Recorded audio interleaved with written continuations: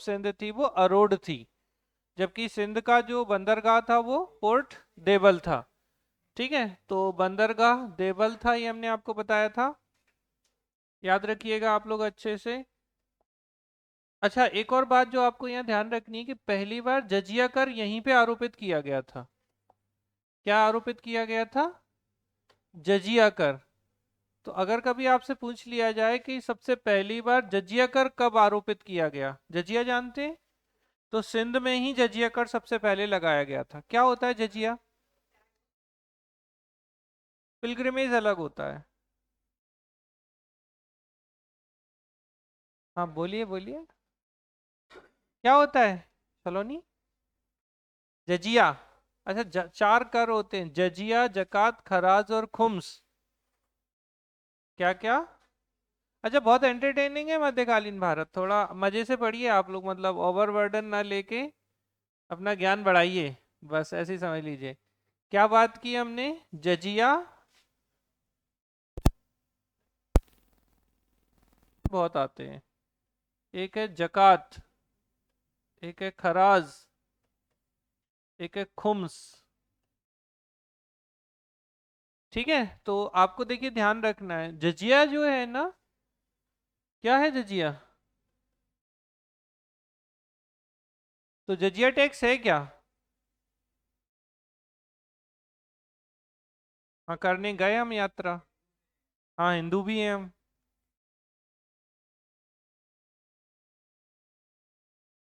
तो फिर तीर्थ यात्रा कर क्या है? अच्छा, चलिए, तीर्थ यात्रा कर, इस तीर्थ यात्रा कर को बोलते हैं पिलग्रिमेज टैक्स। क्या बोलते हैं? Pilgrimage tax. अब बताइए अंतर। अच्छा, दोनों अलग हैं, मैं ही बता देता हूँ पहले।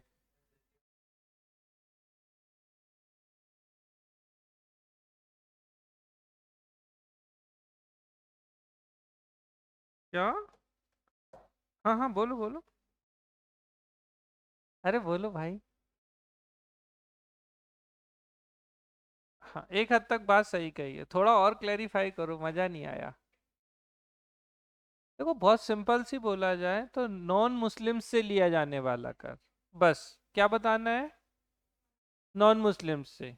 ठीक है, गैर मुस्लिमों से लिया जाने वाला। अच्छा, कई लोग बोलते हैं ये धार्मिक कर था। ठीक है, चलता फिरता आप बोल सकते हो रिलीजियस टैक्स है, बट है नहीं ऐसा।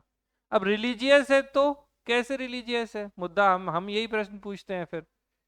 ठीक है, तो आपको क्या बताना है? सबसे अच्छा आंसर है गैर मुस्लिमों से लिया जाने वाला कर।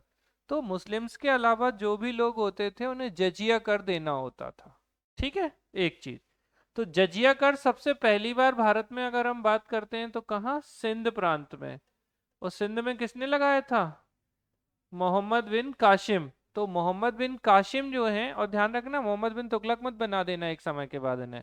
तो कासिम भाई ने सबसे पहली बार जजिया कर लगाया था। ये क्वेश्चन कई बार पूछा गया है कि भारत में सबसे पहली बार जजिया कर कहाँ लगाया था और किसने लगाया था, तो मोहम्मद बिन काशिम ने लगाया था। ठीक, एक बात। दूसरी बात है कि एक क्वेश्चन पूछा जाता है कि जजिया कर जो है इसे किसने हटाया था? तो अकबर ने हटाया था। कब हटाया था? मुद्दा है। ठीक है, तो देखिए अकबर को थोड़ा सा समझिए, अकबर के जीवन की घटनाएं जो 1562, अभी हम पढ़ेंगे आगे चल के भी 63 और 1564, ये बहुत इंपॉर्टेंट है अकबर की लाइफ में। मतलब अकबर यहाँ से अकबर दिखाई देते हैं। तो 1562 में इन्होंने क्या समाप्त किया? लाइव क्लास रिप्लाई करिए बेटा।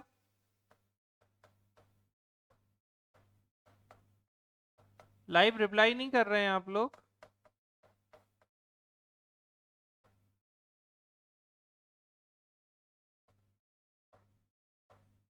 आवाज नहीं आ रही है।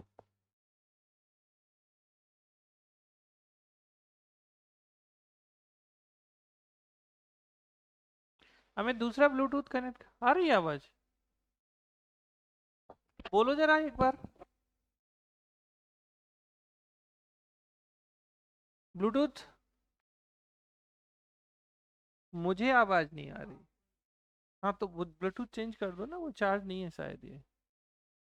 देख लो अब क्या करते हैं अपन, यही कर सकते हैं। तो देखिए आपको ये ध्यान रखना है कि 1562 में, ठीक है, स्लेवरी या दास प्रथा को समाप्त किया अकबर ने।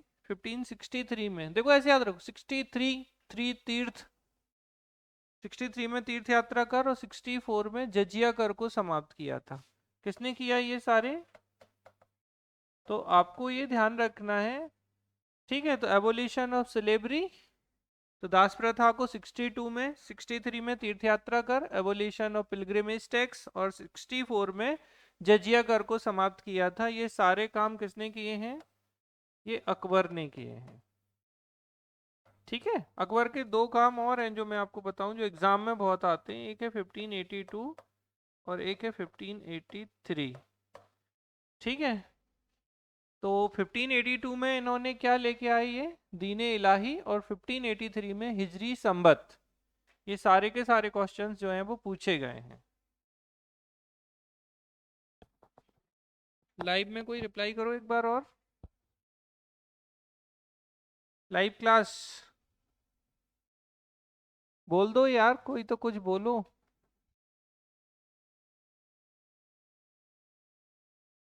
क्या हो रहा है, कनेक्ट ही नहीं है क्या? अरे तुम बोलो ना, तुम्हारी तो आए मुझ तक, रिप्लाई करो। पॉज करो वीडियो को, कर दो अमित।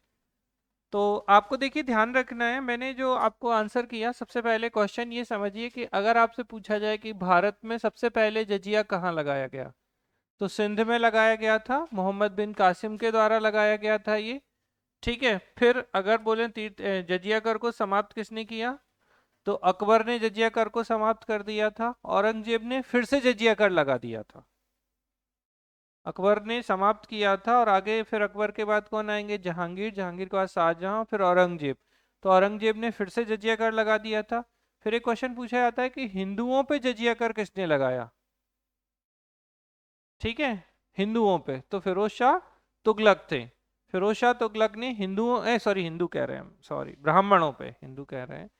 ठीक है, तो ब्राह्मणों पे वैसे जजिया कर नहीं लगता था, लेकिन फिरोज शाह तुगलक ने ब्राह्मणों पे भी जजिया कर लगा दिया था। तो ये जजिया कर से संबंधित कुछ बातें हैं, तो आपको बताना है कि जजिया जो है वो नॉन मुस्लिम से लिया जाने वाला टैक्स है।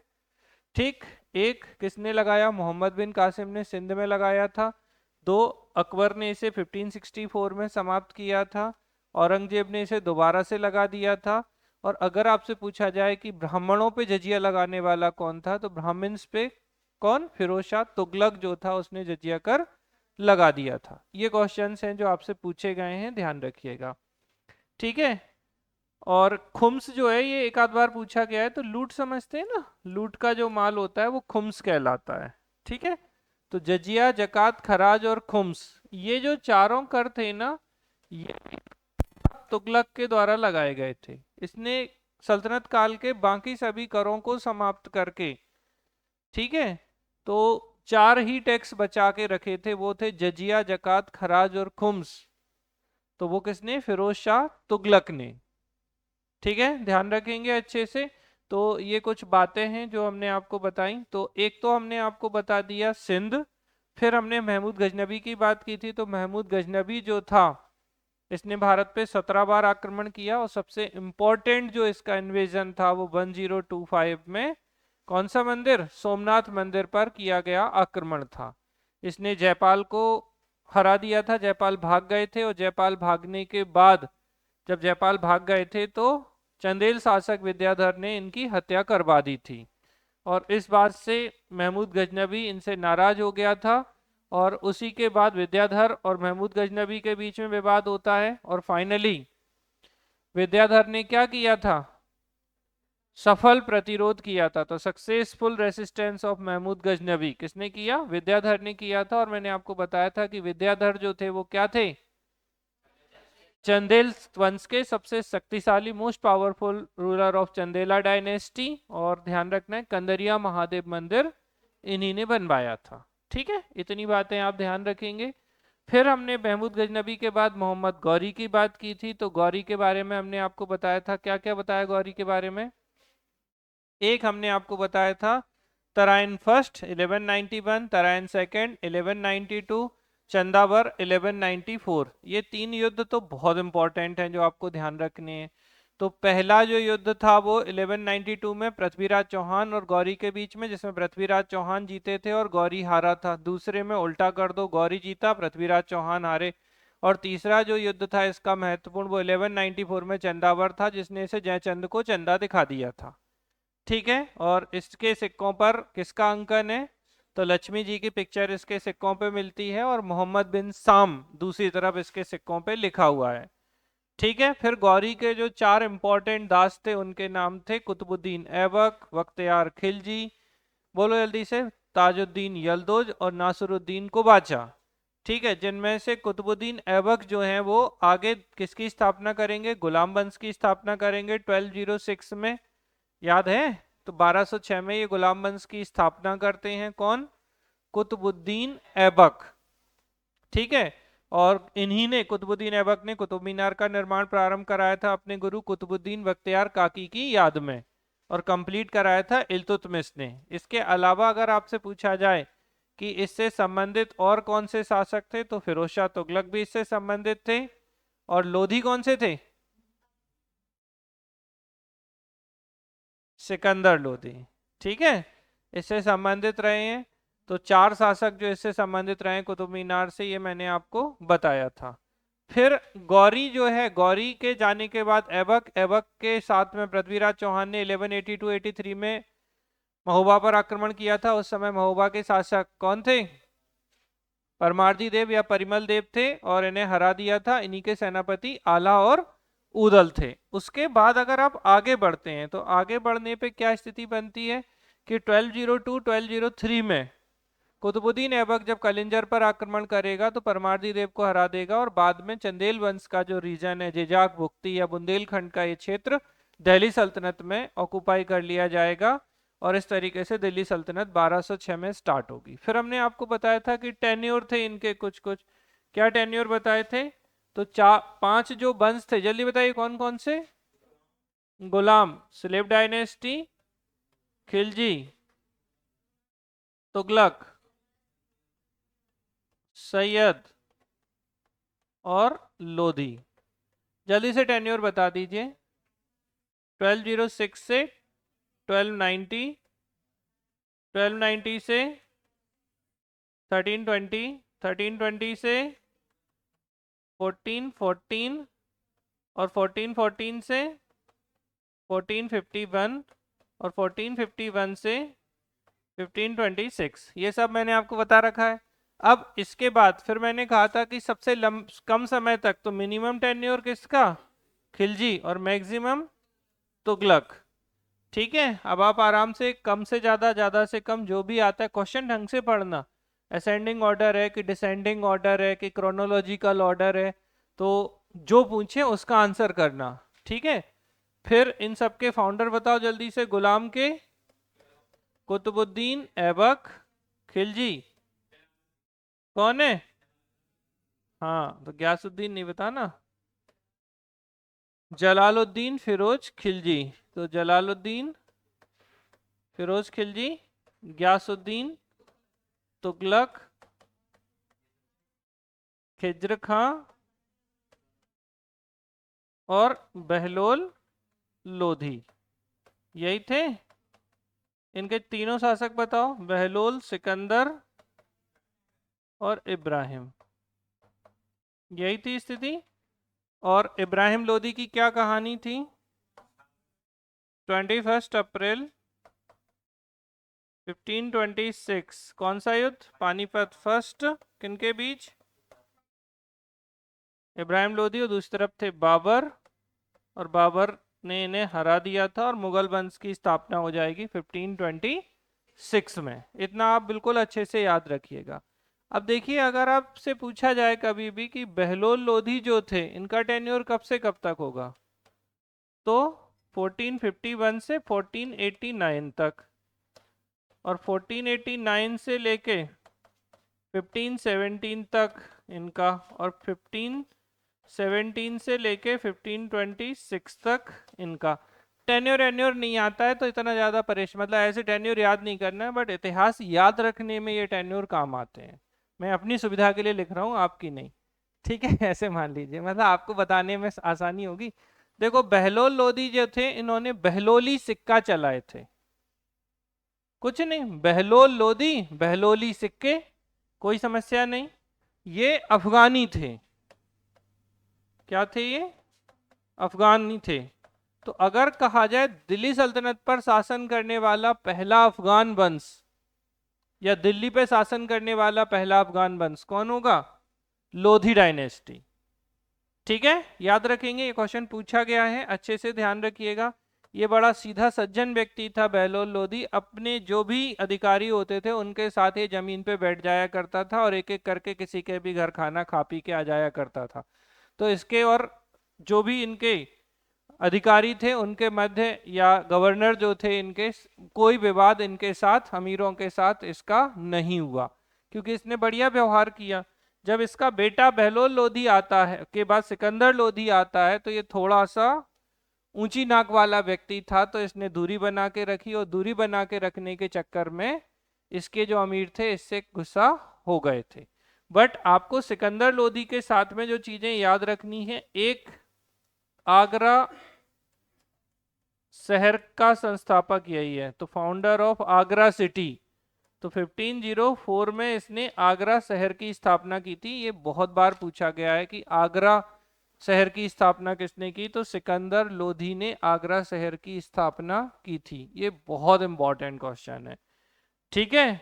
और इसके समय गजे सिकंदरी, एक यूपीएससी का क्वेश्चन है, गजे सिकंदरी मतलब मेजरमेंट यूनिट होती थी, भूमि नापने की इकाई, गजे सिकंदरी। तो सिकंदर लोधी से समझ में आएगा, गजे सिकंदरी इसी के समय की है। इसके अलावा लज्जत ए सिकंदरी, एक बुक थी लज्जत ए सिकंदरी। ये सब किसके समय की बात कर रहे हैं हम? सिकंदर लोधी के समय की बात कर रहे हैं। और इसके बाद लास्ट में इब्राहिम लोधी आएंगे, और इब्राहिम लोधी जो है, इनके समय की सबसे इंपॉर्टेंट घटना होगी बैटल ऑफ पानीपत फर्स्ट, जिसमें 21 अप्रैल 1526 को बाबर जो है इब्राहिम लोधी को हरा देगा। और क्यों हराएगा? तो इब्राहिम लोधी के खुद के साथ वाले बाबर के साथ थे, दौलत खां लोधी, आलम खां लोधी, ये जो लोग थे इन्होंने किसका साथ दिया था? बाबर का साथ दिया था। और फाइनली बाबर जो है पानीपत के प्रथम युद्ध में इब्राहिम लोधी को हरा देगा, और इसके बाद भारत में कौन सा वंश स्थापित हो जाएगा? तो मुगल वंश स्थापित हो जाएगा। यहाँ तक सबको क्लियर होगा, कोई समस्या नहीं होगी। मैं आप लोगों की थोड़ी सी दिमाग को तेज करने के लिए बता रहा हूँ, तो थोड़ा सा टेन्योर याद रखिएगा। मुगल काल, तो मुगल पीरियड को हम दो हिस्सों में डिवाइड कर सकते हैं, एक मेन मुगल, एक लेटर मुगल, मुख्य मुगल और लेटर मुगल। तो क्या क्या एमएम लिख दें? मेन मुगल, और एक एलएम यानी लेटर मुगल। अब मेन मुगल में कौन? तो आप जानते हैं मुख्य मुगल शासकों में बाबर, हुमायूं, अकबर, जहांगीर, ठीक है, शाहजहां और औरंगजेब थे, ठीक है।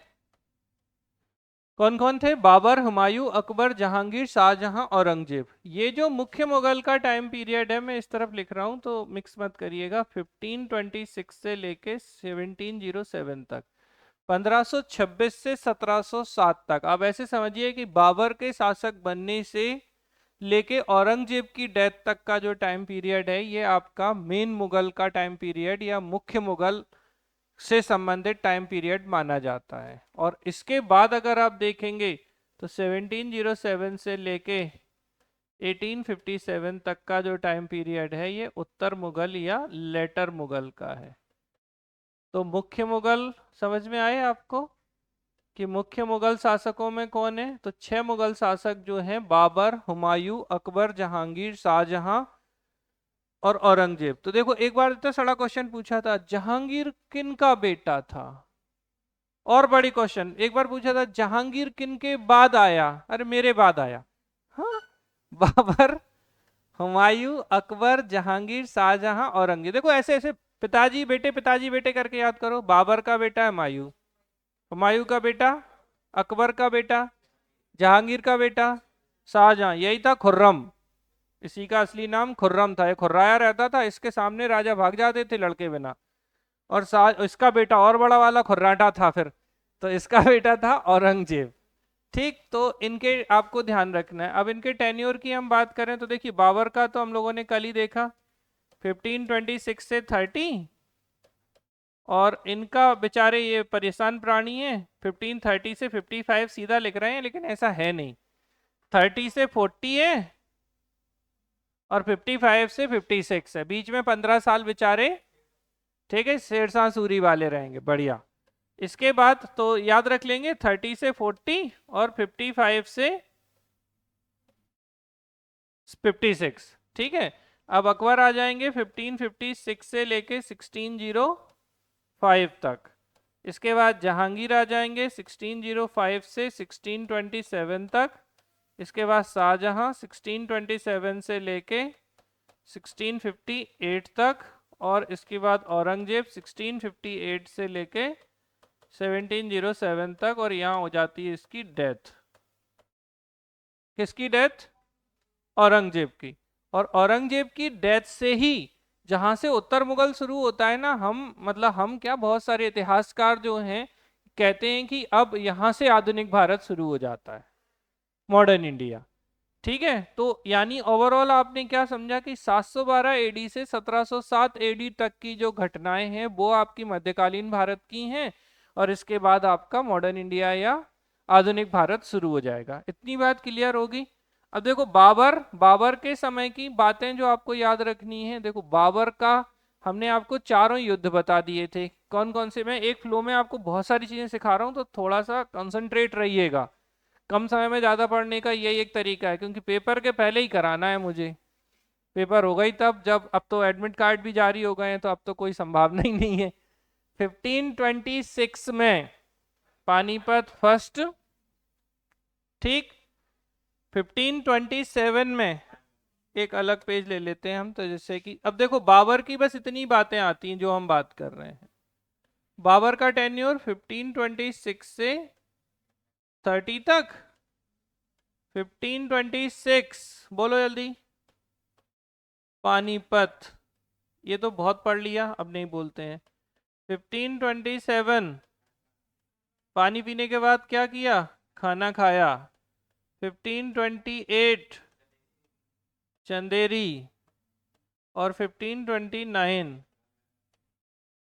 घाघरा। ठीक है, ये चार युद्ध थे जो आपको क्लियर कट याद रखने हैं। ये पानीपत फर्स्ट है, और ये किन के बीच है? बाबर और आइए लिख देते हैं इब्राहिम लोदी। खानवा का जो युद्ध है, अब देखो बाबर तो कॉमन हो गए सब जगह, और यहाँ कौन? राणा सांगा। ठीक है, चंदेरी में बाबर तो है ही, अब मेदनी राय। और घाघरा में महमूद लोधी। अगर ये ऑप्शन में कभी कभी नहीं होता है तो आपको बताना है अफगान। कुछ नहीं, मैं आपको बताऊं, महमूद लोधी जो था वो इब्राहिम लोधी का चचेरा भाई था। ठीक है, कजिन था ये किसका? इब्राहिम लोधी का। तो एक तरफ ये सब में कौन है और कौन जीतेगा? बाबर का झंडा बुलंद कर दो।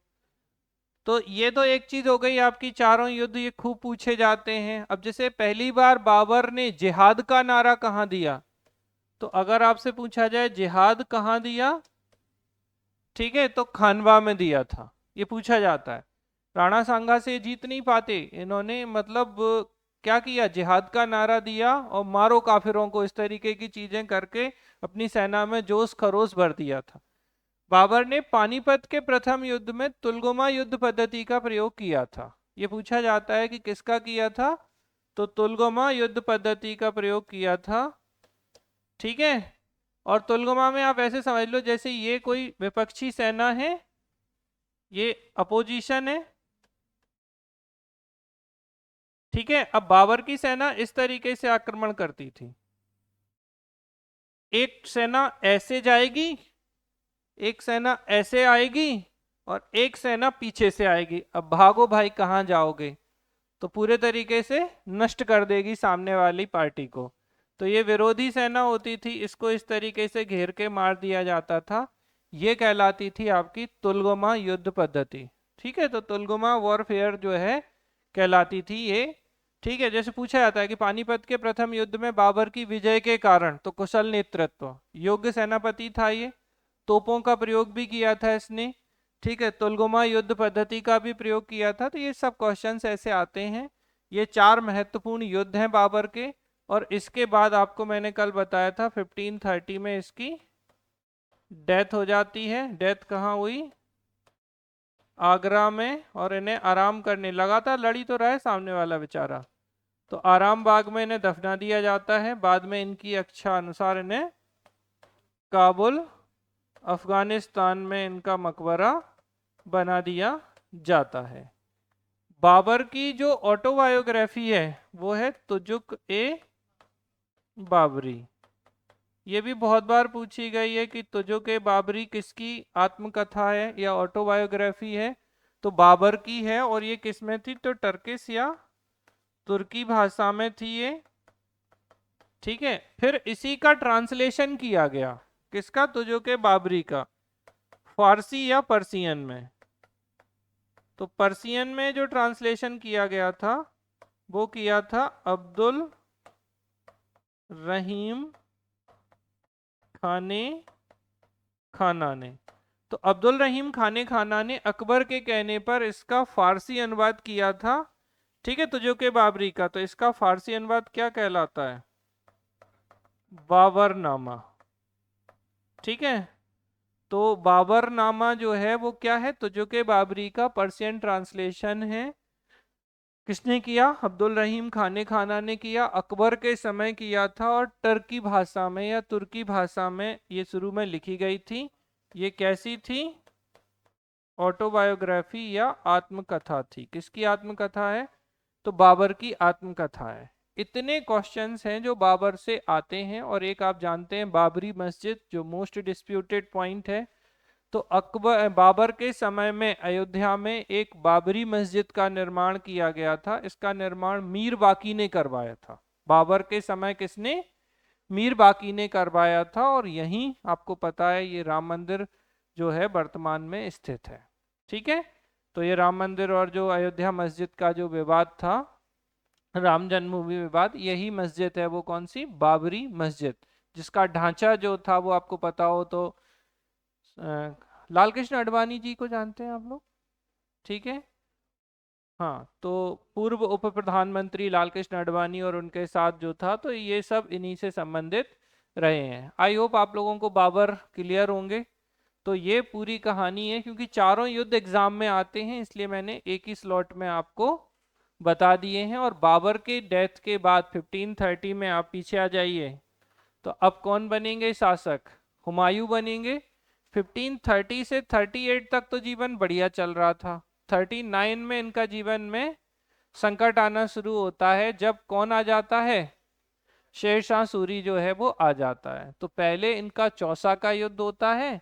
और चौसा के युद्ध में 1539 में बाबर को हुमायूं को शेरशाह सूरी हरा देता है। और चौसा के बाद अगला युद्ध जो होता है, बताइए कोई कौन सा युद्ध होता है चौसा के बाद। इनके जीवन के भी 4 महत्वपूर्ण युद्ध हैं। लाइव में कोई रिप्लाई करेगा, हुमायूं के जीवन के 4 महत्वपूर्ण युद्ध। क्यों लिंक चली गई क्या यू, तो हुमायूं कब से, 30 से 40 और फिर 55 से 56। क्या बेटा, सबसे पहले बोलिए चौसा, बैटल ऑफ चौसा। कन्नौज को ही एक और क्या नाम देते हैं, बिलग्राम। ठीक है, फिर मच्छीवाड़ा, और एक और क्या है, सरहिंद। Very good. तो ये याद रखिए, देखिए 1539 में चौसा, 1540 में कन्नौज या बिलग्राम, 1555 में मच्छीवाड़ा और 1555 में ही सरहिंद।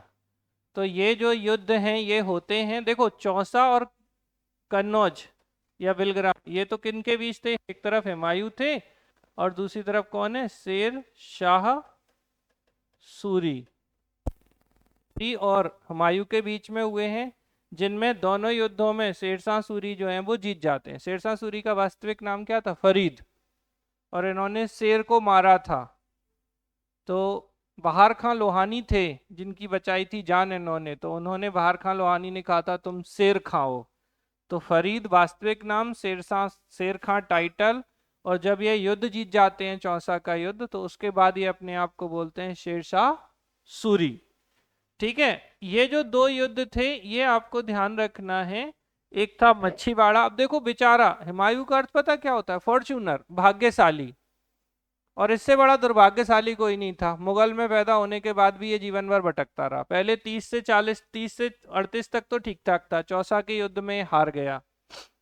ठीक है, इसको क्या लगा, ये जो इब्राहिम लोदी, शेरशाह सूरी, इब्राहिम लोदी नहीं, शेरशाह सूरी की सेना ने इनके ऊपर ऊपर से आक्रमण कर दिया। ये बेचारे दलदल में फंसे रह गए। फिर इनको लगा चलो अब अपन ऊपर चलते हैं, तो जब ये ऊपर जा रहे थे तो फिर उन्हें आक्रमण कर दिया।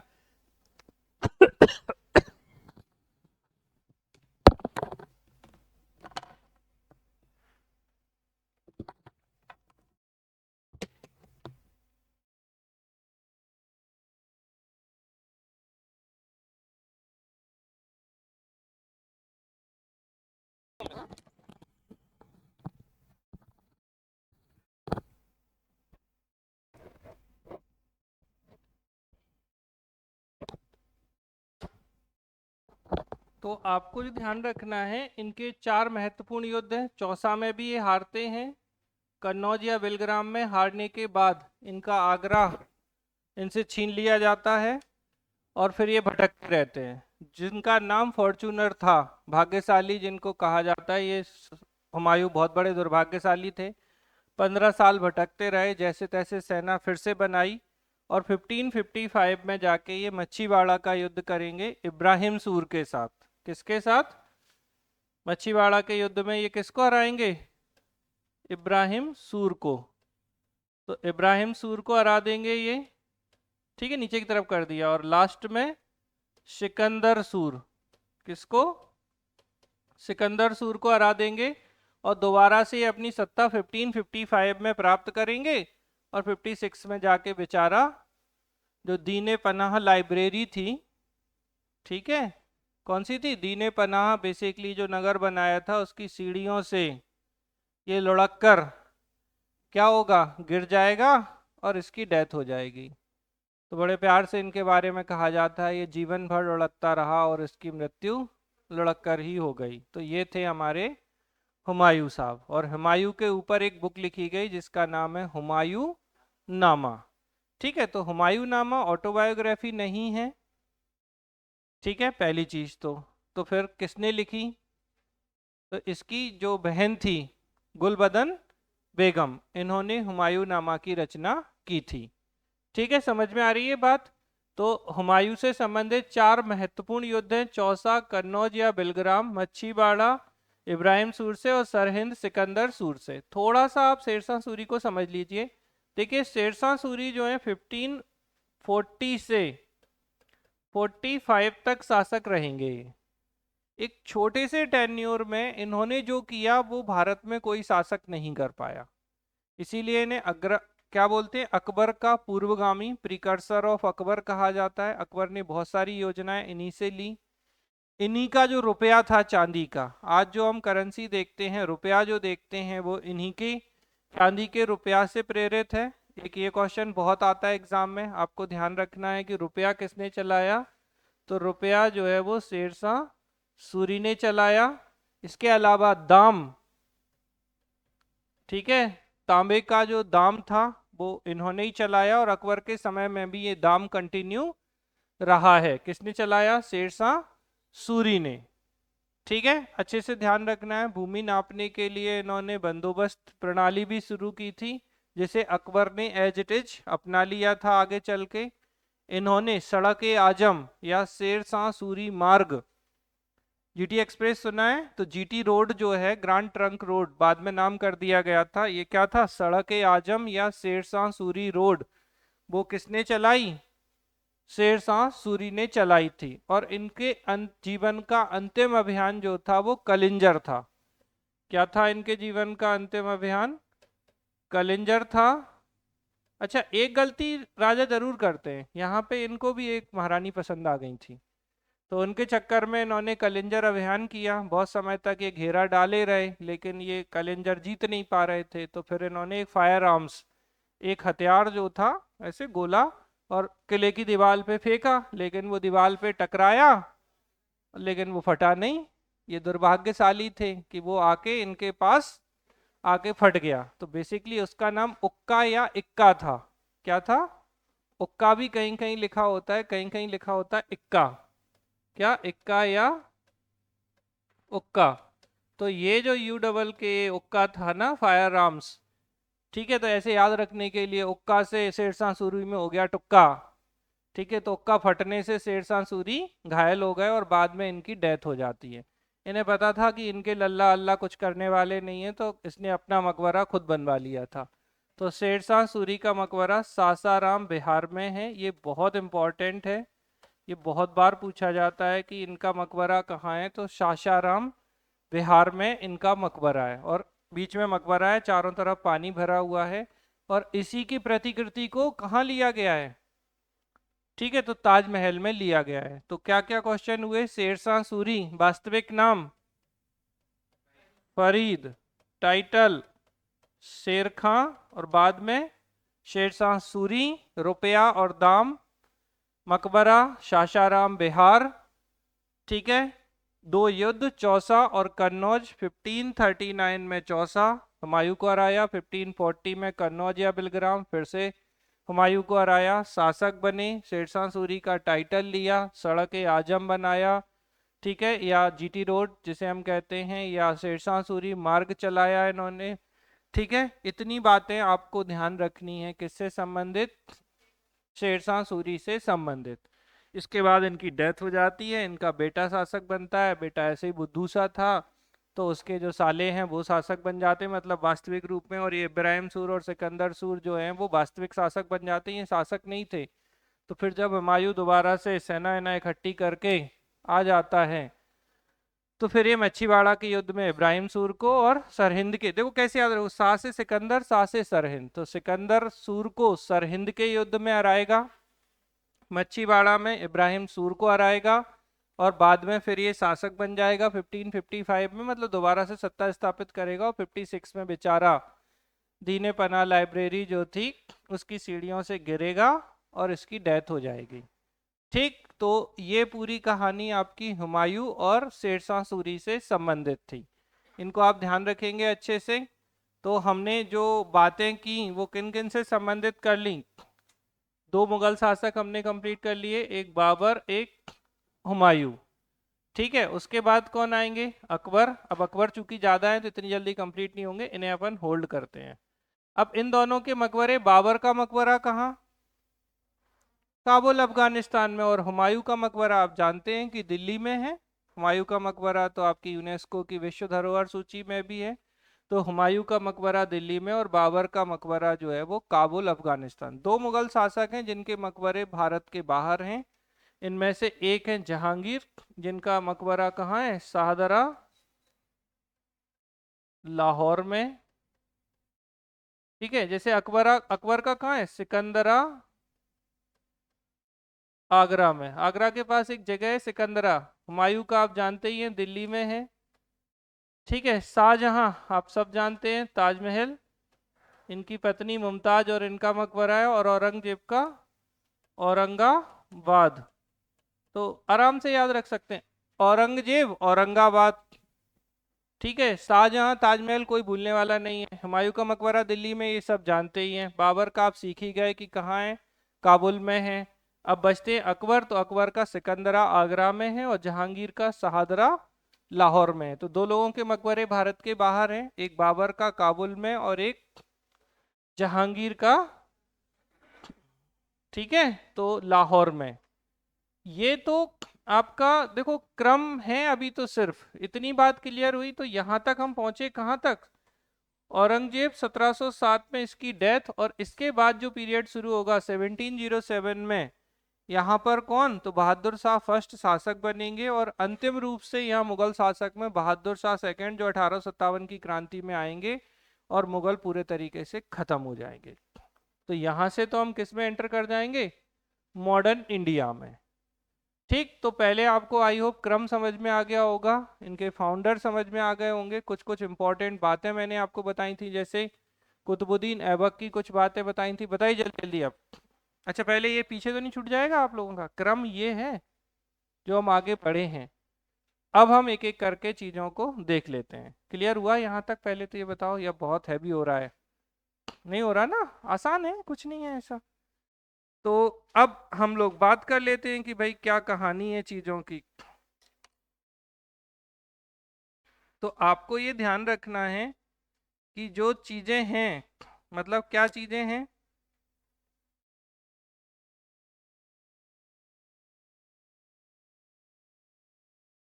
देखो, गुलाम खिलजी, तुगलक, सैयद, लोधी, ये पांच वंश किसमें हैं? ये दिल्ली सल्तनत में है। ठीक है, इनके टेन्योर, इनके संस्थापक, ये सब आप याद रखेंगे।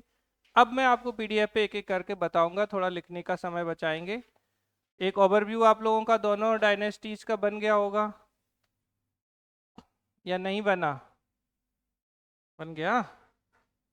ठीक, अभी देख लेते हैं कितना बना।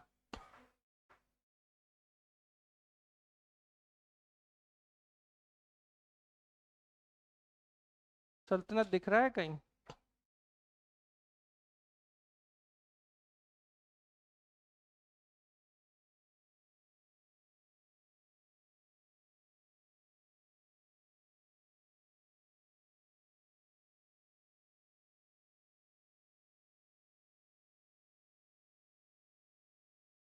क्या? हाँ, ये रहा। Very good. चलिए, अब हम लोग फटाफट फटाफट कंप्लीट करते हैं। अब देखिए, आज अब क्लास तभी छोड़ेंगे जब सल्तनत पूरी कंप्लीट हो जाएगी। ठीक है, देखो ये सब हम आपको बता चुके हैं। क्या?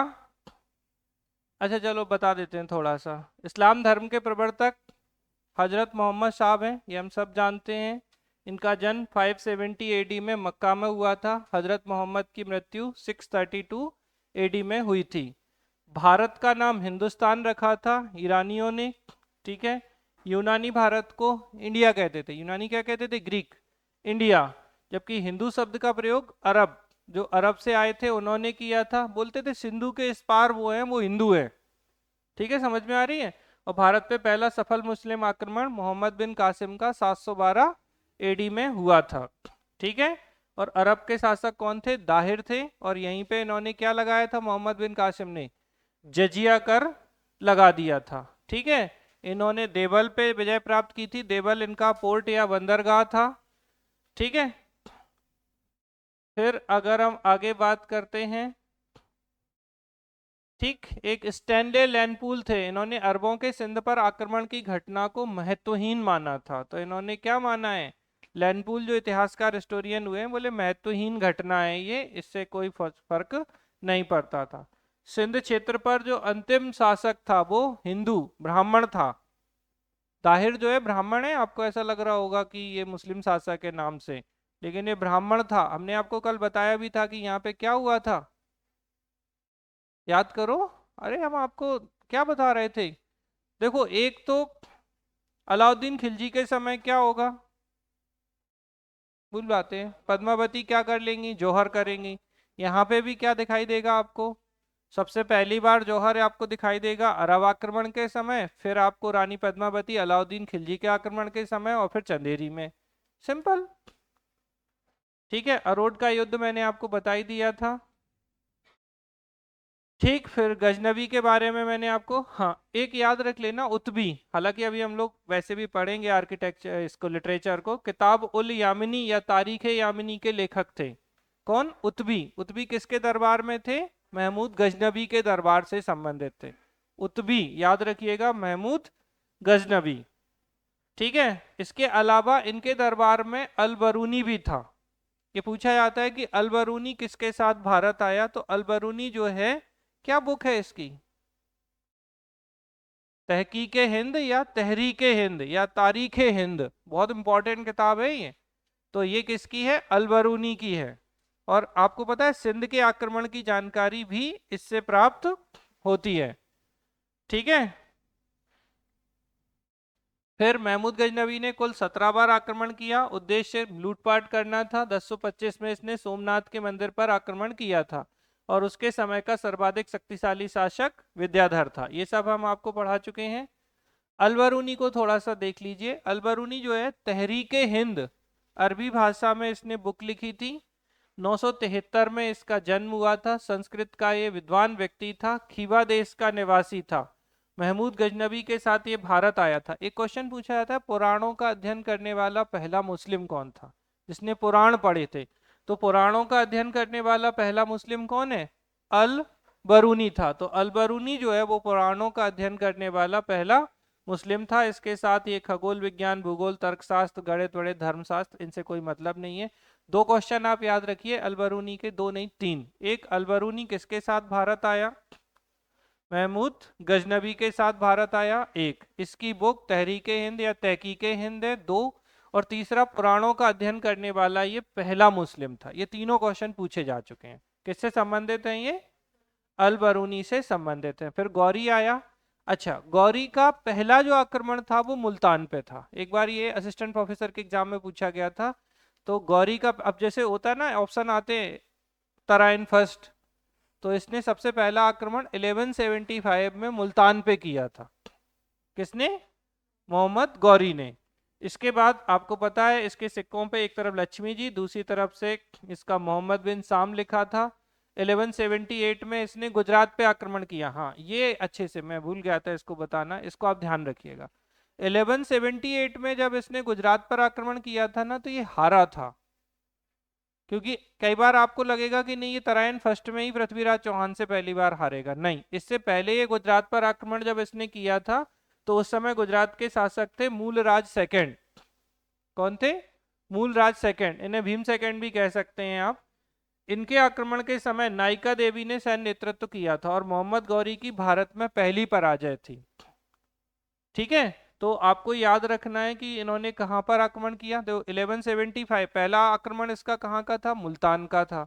1178 में इसने गुजरात पर आक्रमण किया लेकिन ये हार गया।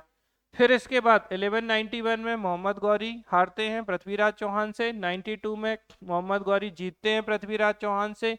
1194 में जयचंद को हरा देते हैं ये, और उसके बाद इनकी कहानी खत्म हो जाती है। ठीक है। तो ये हुई बात आपकी गौरी की। गौरी का जो अंतिम अभियान था वो खोखरों के विरुद्ध था। बेसिकली खोखर एक ट्राइबल जनजाति थी जिन्होंने इनके ऊपर आक्रमण कर दिया था और ये घायल हो गए थे और बाद में इनकी डेथ हो गई थी। तो 1206, मैंने कल भी आपको ये बात बताई थी कि 1206 में इनकी डेथ हो जाती है। और इनकी डेथ के बाद अब कौन शासक बन जाएगा, कुतुबुद्दीन ऐबक जो है। अब इनके उत्तराधिकारी कुतुबुद्दीन ऐबक, नासरुद्दीन कोबाचा, ताजुद्दीन यलदुज। अच्छा, तीन उत्तराधिकारी क्यों लिखे हैं, क्योंकि बख्तियार खिलजी की डेथ हो जाती है। गुलाम वो भी था, बख्तियार खिलजी घायल हो जाता है तो डेथ हो जाती है उसकी।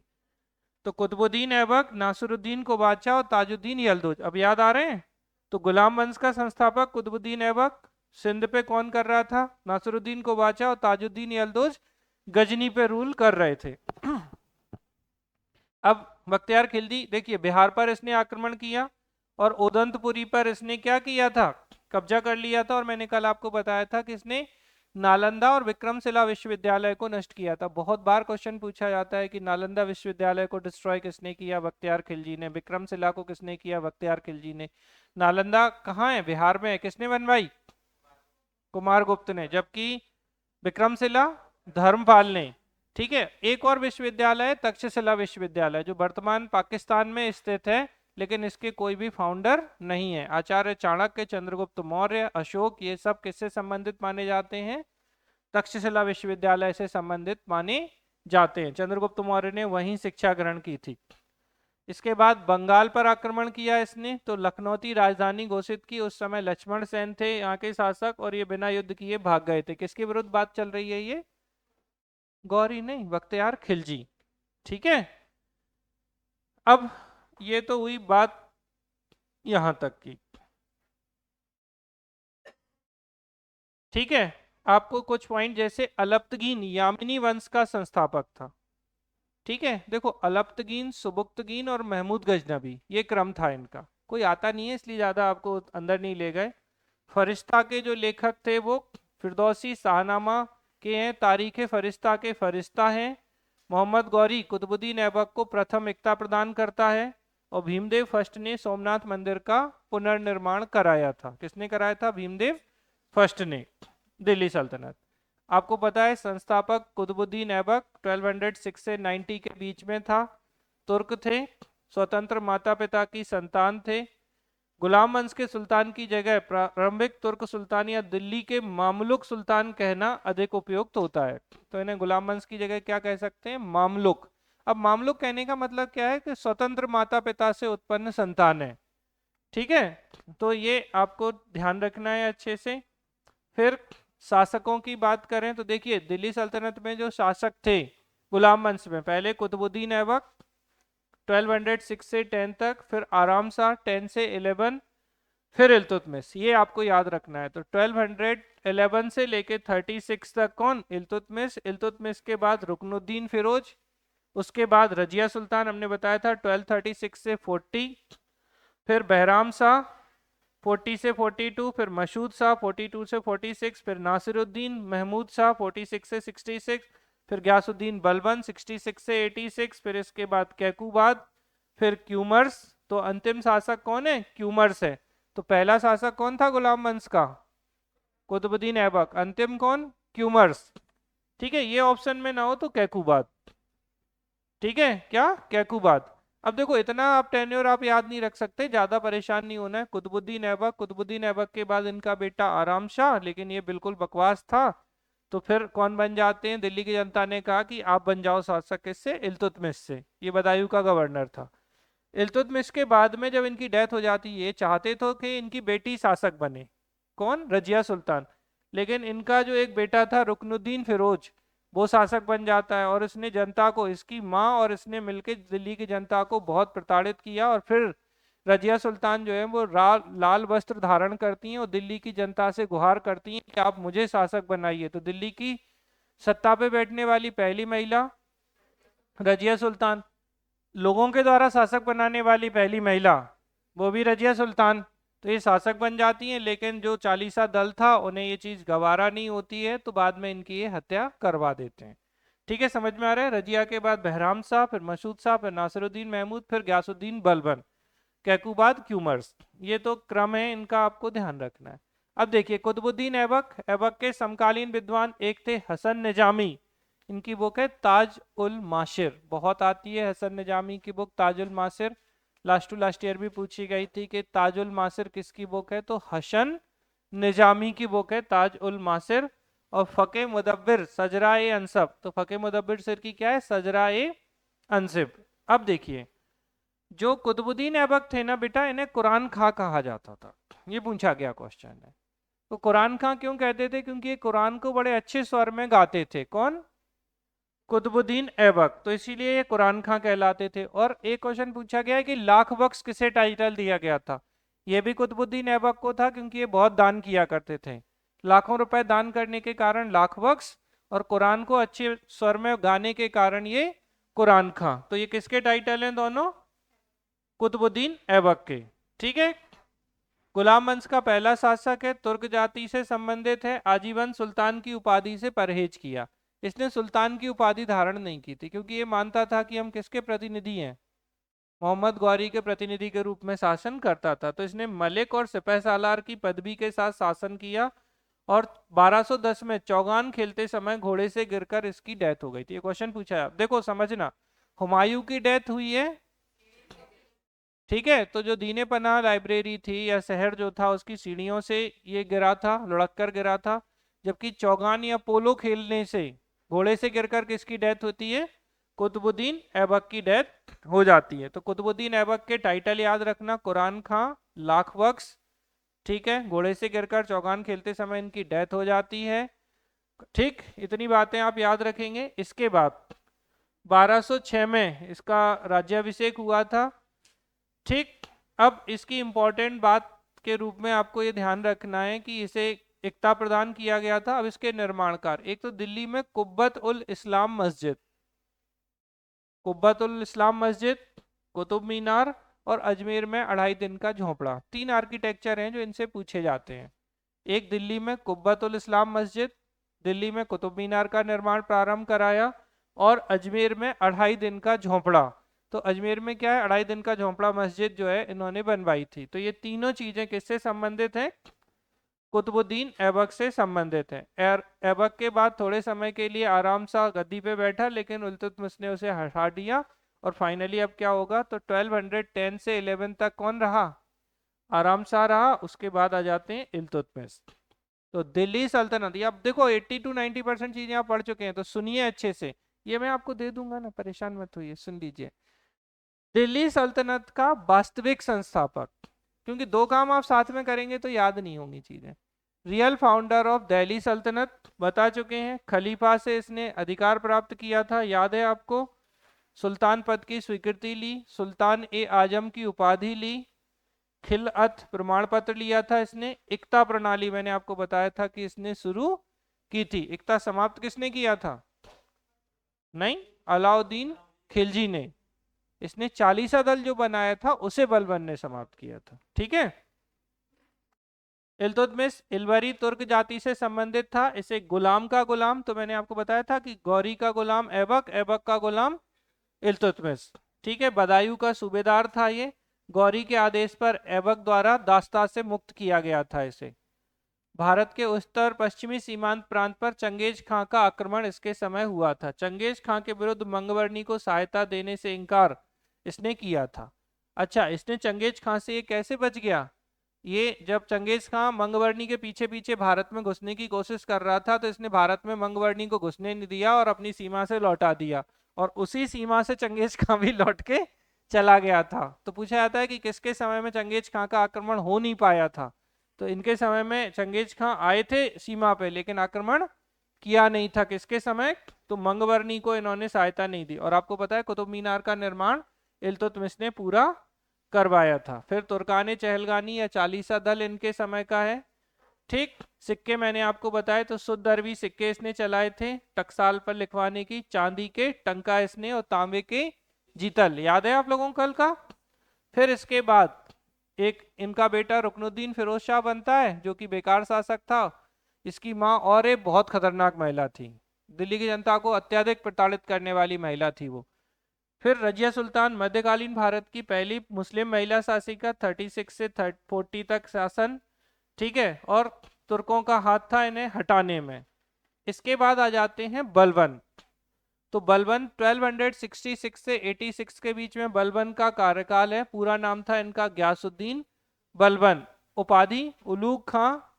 ठीक है, ग्यासुद्दीन वास्तविक नाम, अब जैसे देखें तो वास्तविक नाम बहाउद्दीन भी था। और क्या लिखा है इसने, बलबन खुर्द, कनिष्ठ बलबन, इलवरी तुर्क से संबंधित था।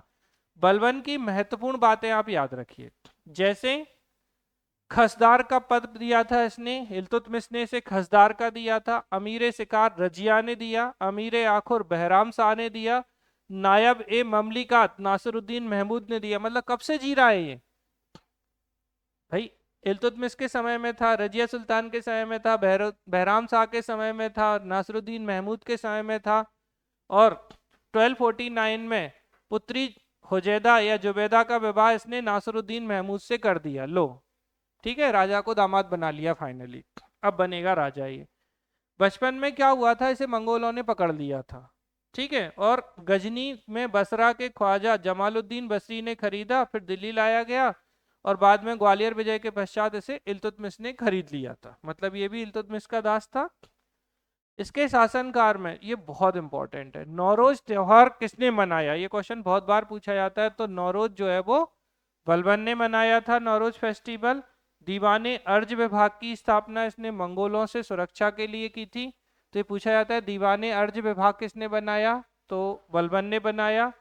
और इमादुल मुल्क को इसने अपने सैन्य मंत्री के रूप में बनाया था। इसने किनशिप थ्योरी या राजत्व का सिद्धांत दिया था, बहुत इंपॉर्टेंट है। अगर आपको पता हो सिजदा पाबोस इसी का है, लोह एवं रक्त की नीति इसी की है।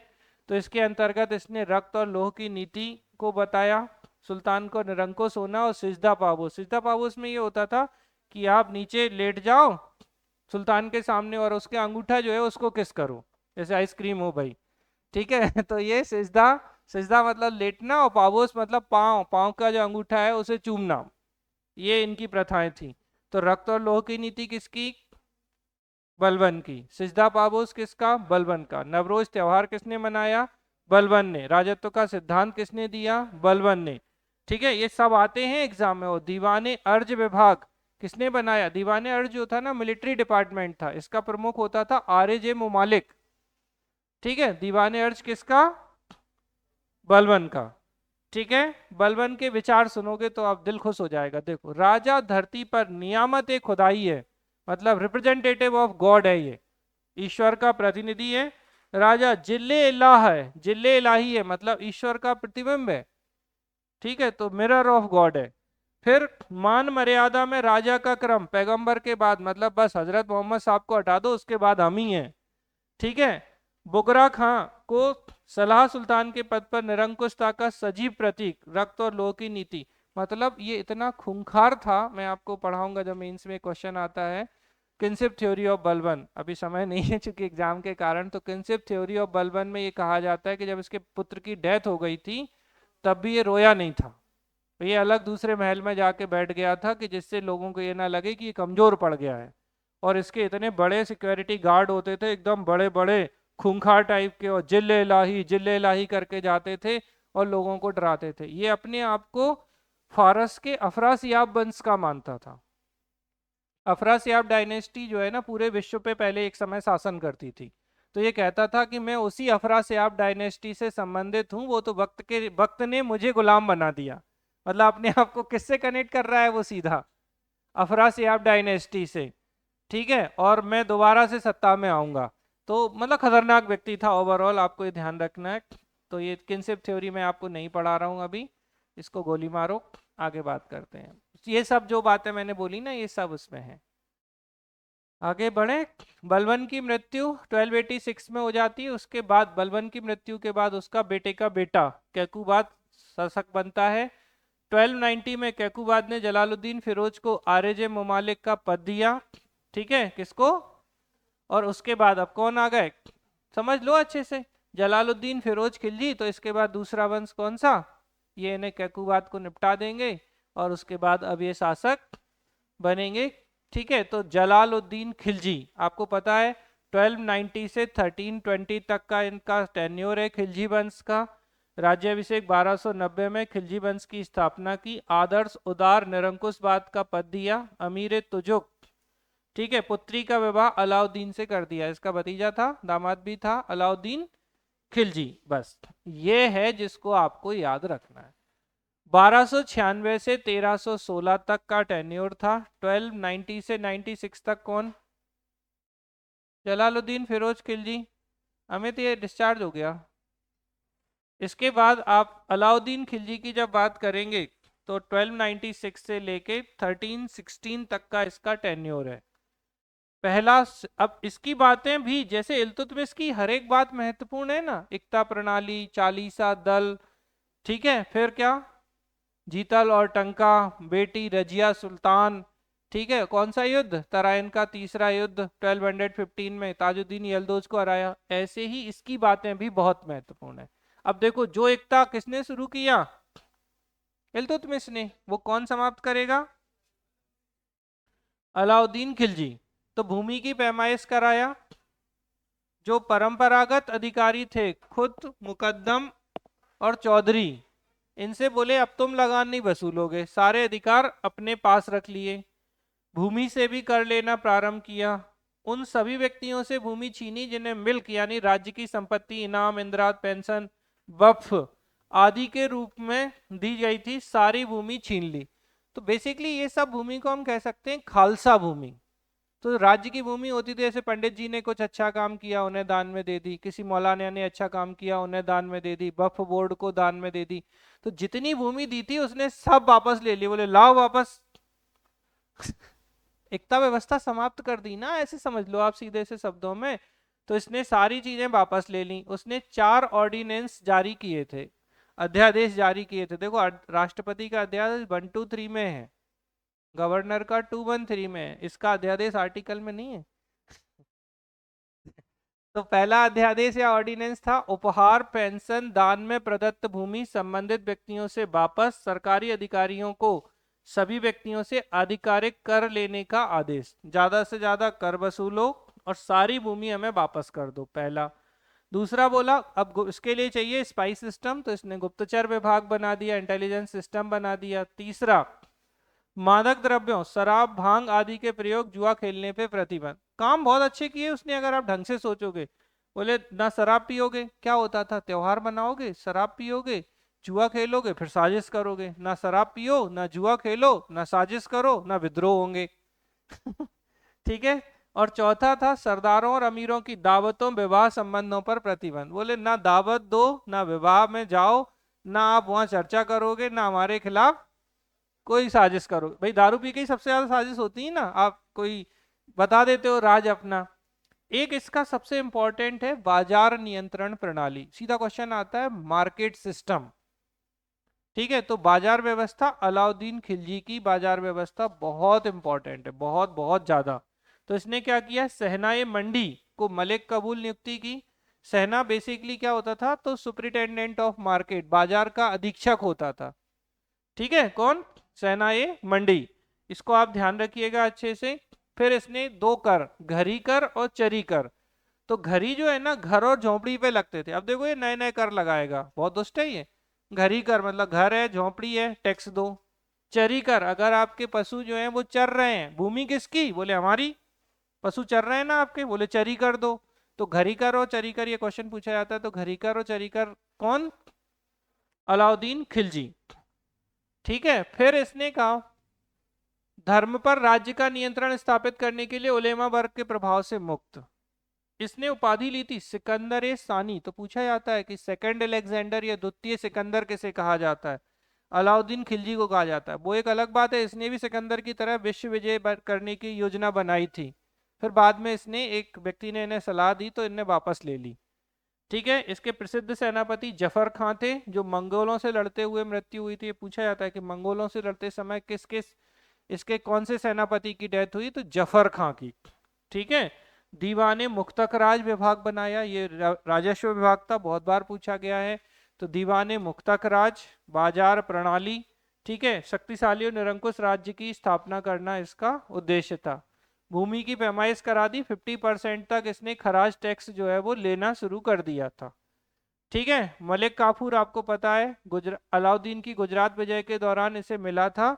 और अन्य नाम क्या था, तो कल भी बताया था मैंने, हजार दीनारी इसका नाम था। फिर उत्तरी अभियान, तो देखिए गुजरात विजय अभियान उलूग खां और नुसरत खां के नेतृत्व में हुए थे। तो गुजरात के अभियान, अब देखो, अब अगर सोचोगे कि भाई ये मिल गया कौन, मलिक काफूर, तो भाई मलिक काफूर तो इस अभियान के दौरान मिलेगा, इसने नहीं किया अभियान। ठीक, तो इसके समय कौन थे, उलूग खां और नुसरत खां जो थे इसके सेनापति थे। रणथंभौर, मालवा, चित्तौड़, धार, मांडू, उज्जैन, मारवाड़, चंदेरी पे इन्होंने विजय प्राप्त की। फिर दक्षिण, दक्षिण अभियान बहुत है। तो दक्षिण भारत पर आक्रमण करने वाला सल्तनत काल का ये पहला सुल्तान था, मतलब इसके वंश में। ठीक है, मलिक काफूर के नेतृत्व में इसने अभियान भेजा था। वारंगल, देवगिरी, होयसल पर नियंत्रण लिया। रामेश्वरम में मस्जिद का निर्माण कराया इसने। ठीक है, फिर इनकी भी किनशिप है, बाद में हम आपको पढ़ा देंगे इनके राजत्व का सिद्धांत, ये भी अपने आप को बहुत महान व्यक्ति बताते थे। ठीक है, तो ये बाजार नियंत्रण प्रणाली आप इनकी याद रखिएगा। अब बात करते हैं, थोड़ा सा बैक में जाते हैं। तो इनके समय कौन थे, इनके चित्तौड़ अभियान के दौरान इनके साथ, कल मैंने आपको बताया था। ठीक, तो शेख अमीर खुसरो इनके साथ थे। एक इनका बेटा खिज्र खान था, चित्तौड़ जीतने के बाद इन्होंने उसे खिजराबाद कर दिया था। ठीक है, और पद्मावत जो रचना है वो मलिक मोहम्मद जायसी की है। बहुत बार क्वेश्चन पूछा गया है कि पद्मावत किसकी रचना है, तो मलिक मोहम्मद जायसी की है। तो रानी पद्मनी या रानी पद्मावती जो थी, उन्होंने जो जौहर किया था, ठीक है, और इनके पति राणा रतन सिंह, इनकी जो कहानी है वो इन सब में बताई गई है। तो किसमें बताई गई है? पद्मावत में। पद्मावत किसकी बुक है? मलिक मोहम्मद जायसी की बुक है, ठीक है। और इसके बाद कौन बनता है खिलजी में? तो कुतुबुद्दीन मुबारक शाह खिलजी जो है वो शासक बनता है, और इसने अपने आप को खलीफा ही बता दिया, बोले हम ही खलीफा हैं। किस्सा खत्म, कहाँ खलीफा से परमिशन ले। अल इमाम, ठीक है, उल इमाम खलीफतुल्लाह, ये टाइटल लिए थे कुतुबुद्दीन मुबारक खिलजी ने। किसके बाद बना ये कुतुबुद्दीन मुबारक खिलजी? अलाउद्दीन खिलजी के बाद, ठीक है, ध्यान रखेंगे। 1306 के बाद अलाउद्दीन खिलजी के समय दिल्ली सल्तनत और मंगोलों के बीच की सीमा थी रावी नदी। जलालुद्दीन खिलजी ने अपना राज्याभिषेक ठीक है, किलूखेड़ी या किलोखरी के महल में, मतलब इसके चाचा ने कहाँ कराया था? तो किलूखेड़ी या किलोखरी के महल में करवाया था। 50% तक लैंड रेवेन्यू टैक्स लेने वाला अलाउद्दीन खिलजी था। अलाउद्दीन खिलजी, ठीक है, ध्यान रखिएगा, रामचंद्र देव देवगिरी के शासक थे जब मलिक काफूर से पराजित हुए थे, और राय राजन की उपाधि दी थी। तो रामचंद्र देव कहाँ के थे? देवगिरी के शासक थे जब ये मलिक काफूर से पराजित हुए थे। फिर नासरुद्दीन खुसरो शाह आएगा, ये बोलेगा इस्लाम खतरे में। ये स्टेटमेंट पूछा जाता है किसने दिया था? तो नासरुद्दीन खुसरो शाह ने दिया था, इस्लाम खतरे में है। विरोधियों द्वारा दिया गया नारा, इसे इस्लाम का शत्रु भी कहा जाता था। 15 अप्रैल से 7 सितंबर 1320 तक इसने शासन किया। धर्मांतरित संत क्या था ये? हिंदू से मुसलमान बना था, पैगंबर का सेनापति। तो पैगंबर का सेनापति हिंदू से मुसलमान कौन? नासिरुद्दीन खुसरो शाह। इसको आप थोड़ा ध्यान रखिएगा, इस्लाम का शत्रु, इस्लाम खतरे में है, तो नासिरुद्दीन खुसरो शाह के बारे में ये सारे स्टेटमेंट दिए जाते हैं। अब देखो, अलाउद्दीन के प्रसिद्ध सेनापति किसकी डेथ हुई थी? जफर खां की, मंगोलों से लड़ते हुए। सुलेमान और रानी सेवा के प्रेम प्रसंग का उल्लेख अमीर खुसरो